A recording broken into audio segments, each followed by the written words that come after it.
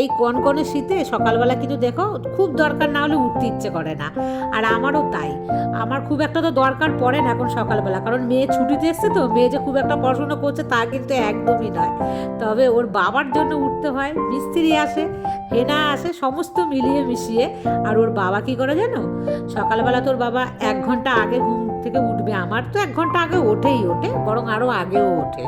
তো এবার কি করবে জানো তো, 1 ঘন্টা কাজকর্ম করে টোরে, কি কাজ, জল দেওয়া, নানা রকম কাজ থাকে, তার ধোয়া কাচা থাকে, সেগুলো সে সকাল সকাল না করলে নাকি তার এনার্জি আসে না। যাই হোক, এগুলো করে আমার ঘরে আসবে। এবার এসে দেখবে প্রথমে যে আমার চোখটা খোলা না বন্ধ। আমি তো কখনো কখনো দেখতে পাই, যদি বুঝতে পারে যে আমার চোখ খোলা, মানে আমি জেগে গেছি বা জেগে চুপ করে শুয়ে আছি, তাহলেই কিন্তু তখনই চেঁচামেচি শুরু করে দেবে, আমাকে ডাকাডাকি শুরু করে দেবে, চা চা চা।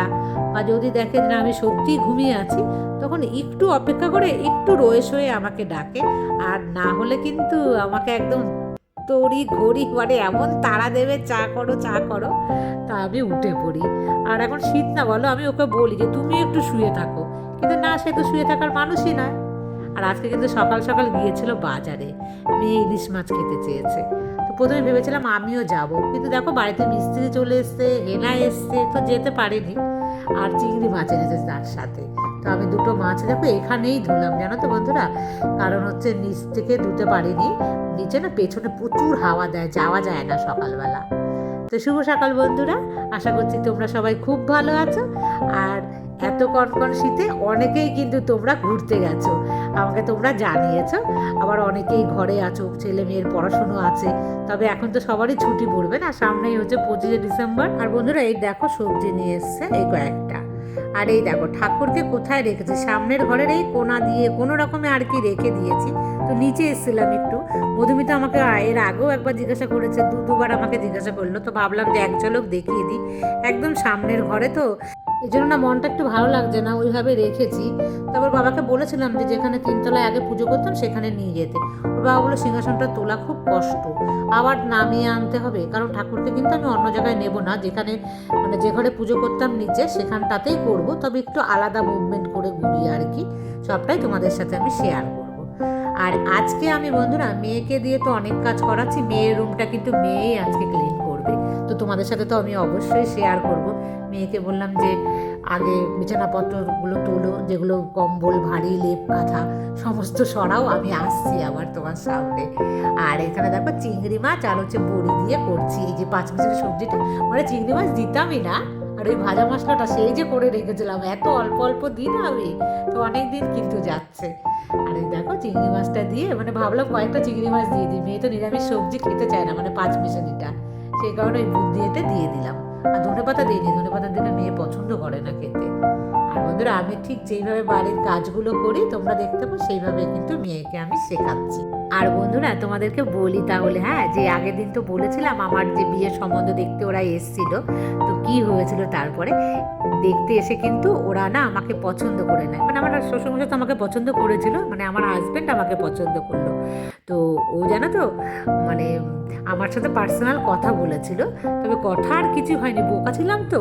তো কী হয়েছে, আমার শ্বশুরমশাই পুরনো যুগের মানুষ হলো, কেবলমাত্র উনিই কিন্তু বলেছিলেন যে ছেলে মেয়েরা দুজনা ওরা একটা কথা বলুক, একটা মানে আলাদাভাবে, যদি ওদের কিছু জানার থাকে।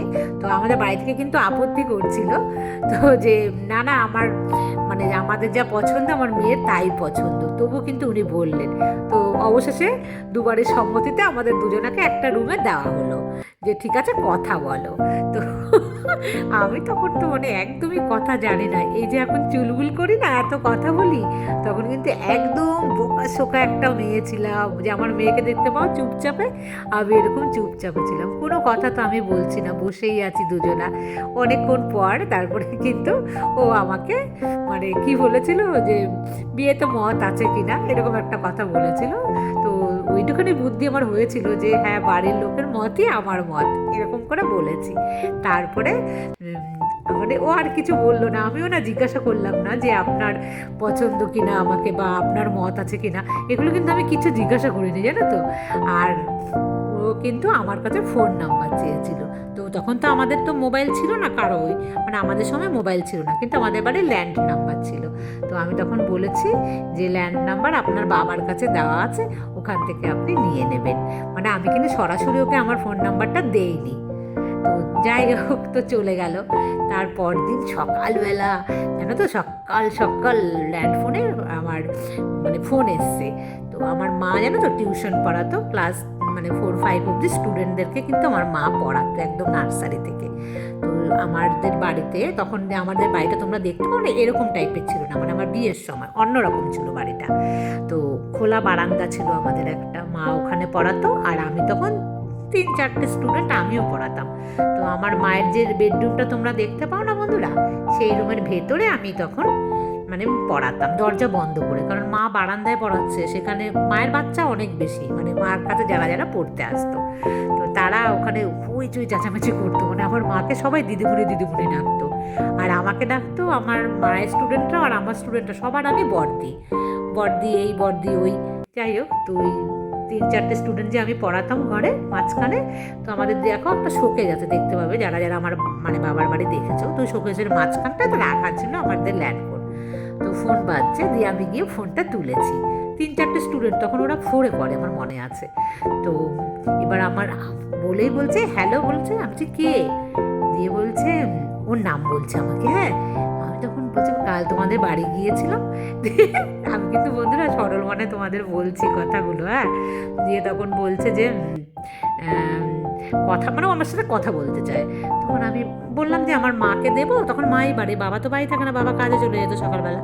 তখন বলছে না না না, আমি তোমার সাথেই কথা বলার জন্য ফোন করেছি। দিয়ে না, আমার তো 3টে স্টুডেন্ট না 4টে স্টুডেন্ট বসে আছে, আমি বলছি হ্যাঁ বলুন কি বলবেন। দিয়ে ও কি বলছে ওখান থেকে, আর আমি পাশ থেকে তো উত্তর দিতে পারছি না। আমার যে স্টুডেন্টরা, ও বদ্দি কে বদ্দি। তার আগে বলি বন্ধুরা, পোস্ত আর সর্ষে কিন্তু বেটে নিয়েছি একটু বেশি করে, মাছের গ্রেভিটা একটু যেন বেশি হয় সেই কারণে, কারণ মেয়ে ভীষণ পছন্দ করে পোস্ত আর সর্ষে দিয়ে মাছ।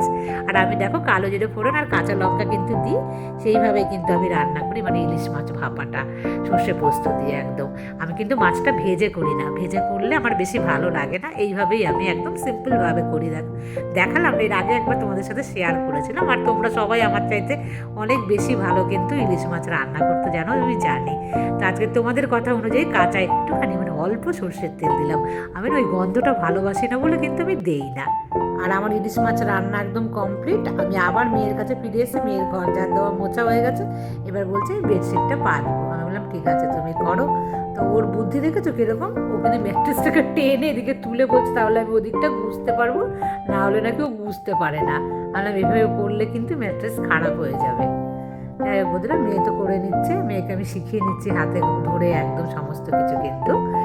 আর বন্ধুরা যেটা বলছিলাম যে ওই ফোনটা তো আসলো, তখন ওই বাচ্চাগুলো আমাকে বলছে ও বর্দি বর্দি তোমাকে কে ফোন করেছে, কে ফোন করেছে। আমি তো আর বলতে পারছি না, ওরা তো অনেকটাই ছোট না, সেই কারণে আমি তো লজ্জা পেয়ে গেছি পুরো, জানো তো, যে ওদের সামনে আমি কি করে বলবো। যাই হোক, সেদিন মানে প্রথম দিন বেশি কথা ওর সাথে হয়নি, তারপরের দিন আবার মানে ওই টাইমটাতে। আর ওদের কেমন হয়েছে ইলিশ মাছের কালারটা দেখেছো, লাল একদম খা খা করছে। আর একদম এটা খাওয়ার সময় এসছি, তখন 1 পিস মাছ কিন্তু মেয়ের জন্য ভেজে নিচ্ছি, কারণ মেয়ে বলেছে ভাজা মাছ খাবো আমি একটা। এই দেখো ডিমওয়ালা ভাজা মাছ কিন্তু দারুণ লাগে না খেতে বন্ধুরা। আর এই যে ইলিশ মাছের তেল, এটা ভীষণ ভালোবাসে মেয়ে খেতে, তবে সবটাতে লোকে দেবো না, আমিও নেব। ওর বাবা খেতে ভালোবাসে না ইলিশ মাছের তেল। তো দেখেছো মেয়ে আসার আগে আজকে ইলিশ মাছের গন্ধে কিরকম বাবা চলে এসছে আগে আগে একদম। মেয়েও বলছে বাবা তুমি আগে আগে চলে এসছো আমার আগে একদম খেতে। বলছে হ্যাঁ ইলিশ মাছ আমাকে বলছে চলে আয় তাড়াতাড়ি খেতে, তোর জন্য বসে আছি। এসব বলে কিন্তু আমরা আবার হাসাহাসি করছিলাম। আবার জানো তো সারাদিন কিন্তু আর ফোন করতো না, তারপরে পরের দিন আবার ওই সেম টাইমে আবার ফোন করতো। কারণ কি হয়েছে, আমার শ্বশুর বাড়িতে ল্যান্ড ফোন ছিল তখন, মোবাইল কিন্তু ছিল না। ওই ল্যান্ড ফোনটা ছিল আমার শ্বশুরমশাইয়ের ঘরে। তো শ্বশুরমশাই ওই সময় না বাড়ি থাকতেন না, ওর মা যেত রান্না করতে, তো শ্বশুরমশাইয়ের ঘরটা আলাদা ছিল। তখন ওখানে বসে বসে ও আমাকে ফোন করতো। আর ল্যান্ড ফোনে তখন না অনেক টাকা কিন্তু বিল আসতো, জানো, ওই মানে ধরো 1-1.5 ঘন্টা তো আমার সঙ্গে কি কথা বলতো, কি কথা হতো, এখন সেগুলো মানে মনে পড়লে ভীষণ হাসি পায় বন্ধুরা, যে কি বোকা বোকা ছিলাম। আর এই দেখো এখন কিন্তু সন্ধেবেলা এসছি বন্ধুরা তোমাদের সামনে, দোকানে যাওয়া হয়েছিল, দোকান থেকে দেখো এই সমস্ত জিনিস আর কয়েকটা কিন্তু ডিম আনা হলো। আর এখন আমি বলছি রূপা দিদি ভাইয়ের কথা। দিদি ভাই তুমি তো লাইভ যেদিন আমি করলাম সেদিন তো তুমি হয়তো আসতে পারোনি, আমি মিস করছিলাম তোমাকেও। আর তুমি পরের দিন আমাকে কিন্তু কমেন্টসে লিখেছো যে এখন আমি লাইভে মানে আমি এসছি তুমি লাইভে এসো।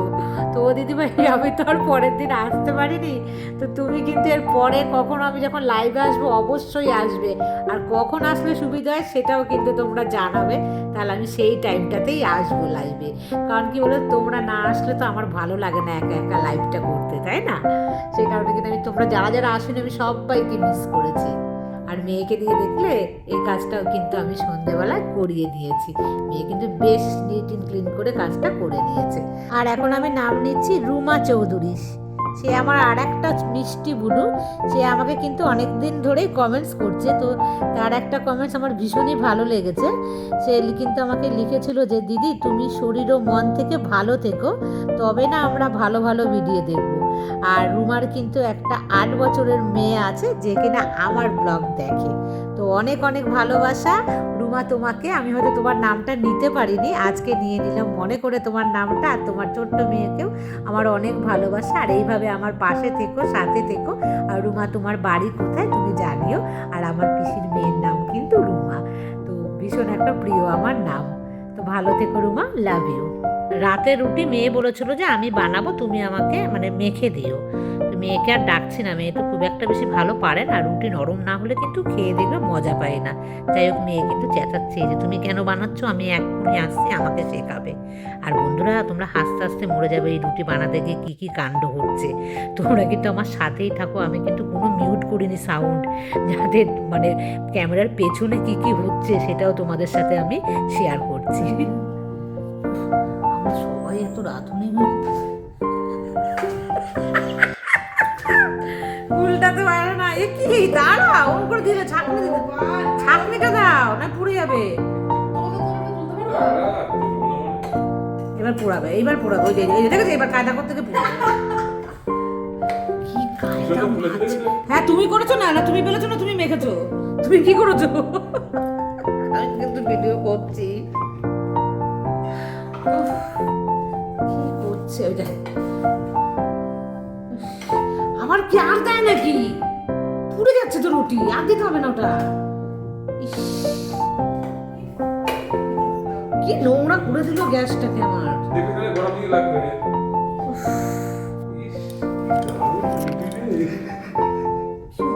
আর হাত দিয়ে করতে হবে না, থাক। আমি পরোটা করে ফেলেছিলাম, এটা কেন পারলাম না? থাক, ওই তো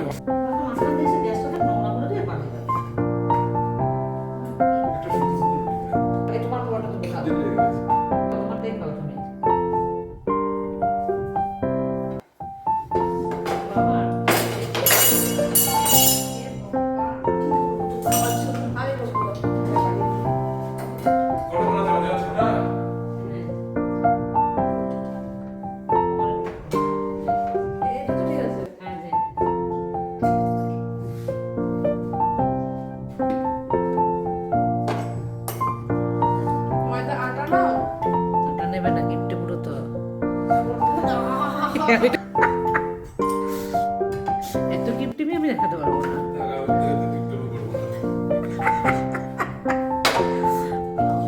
দেখি সেটা একটু হ্যাঁ হ্যাঁ দুর্ঘটনা ঘটে দেখো পুরো তোমার হাতে না লাগে। এতক্ষণ এটা বেলা ঠিক হয়েছে, এতক্ষণ এটা বেলা ঠিক হয়েছে। উল্টে দে উল্টে দে উল্টে দিতে হবে বাবা, কারণ তুমি নতুন হাত তো, তারপরে তুমি দুর্গা তিনবার উল্টা বাস হয়ে গেছে, ছেড়ে দাও পুড়ে যাবে।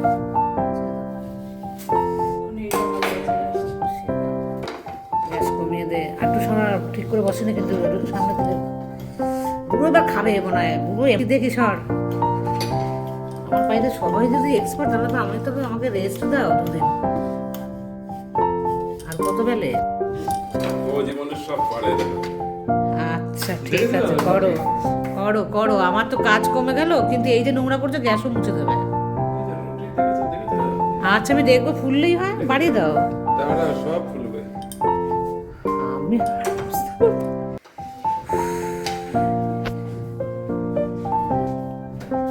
রুটি বানালো, হয়ে গেছে হয়ে গেছে। রুটি বানালি, কে জানি? তিনটে। ফুলবে না মানে বাপ ফুলবে না তো। বাবা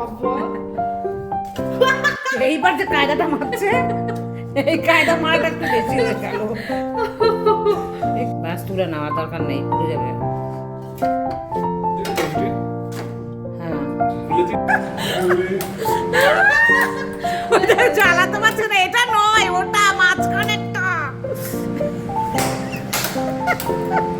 ফুলে না জ্বালিয়ে তো রেখে দিয়েছে। ফুলে দিয়ে মার ফুলবি। আর বন্ধুরা এবার মিউট করে দিয়ে তোমাদেরকে বলি কি ঘটনা ঘটেছে। যে আমি দাঁত চিরবি দিয়ে উঠেছি, প্রথমে তো দেয়নি, মানে গ্যাসটা অন না করে এই ফ্রাই প্যানটার মধ্যে তেল দিয়ে বসিয়ে বলছে গরম হচ্ছে না কেন। তো হাসছি আমরা মা মেয়ে দুজনা দেখে, রান্না করা তো অভ্যাস নেই, মানে দেয়নি, মানে গ্যাস অন হলো না, তারপরেও বলছে। যাই হোক, গ্যাস অন করতে গিয়ে তোমরা দেখতেই পেলে যে মাঝখানের ওভেনটার জন্য মাঝখানে অন না করে সুইচটা, তার সাইডে সুইচটা দিয়ে বলছে জ্বলছে না কেন। মানে ওই সমস্ত দেখে ভীষণ হাসাহাসি করে কিন্তু পুরো মানে পেটটা ব্যথা হয়ে গেল। আর অফ ক্যামেরাতে জানো তো, ও কিন্তু আমাকে মাঝে মাঝে বুড়ি বলে, আর তখন আমি মাঝে মাঝে কিন্তু ওকে বুড়ো বলে ডাকি। তো এইভাবে কিন্তু হাসি মজাতে থাকি। আর তোমাদের সাথে কিন্তু কোনো কিছু শেয়ার করতে পারলাম না, পরের ব্লগে বাকিটা তোমাদের সাথে শেয়ার করব। Good night.